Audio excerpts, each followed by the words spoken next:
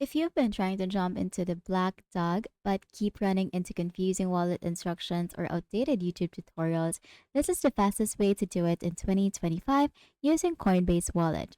First, make sure you have the Coinbase Wallet app installed, not the Coinbase Exchange app. These are different.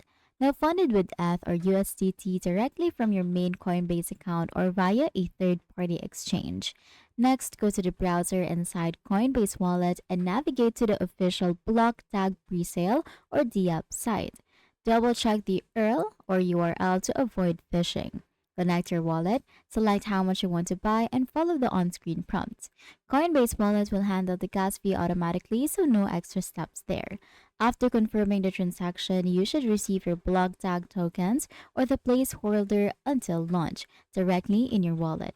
It's simple, fast, and secure. Just make sure you're using the updated D app and not relying on old links from 2023 or 2024. This updated method saves you from failed transactions and makes onboarding way smoother. And that's your quick and easy guide right here on how to literally.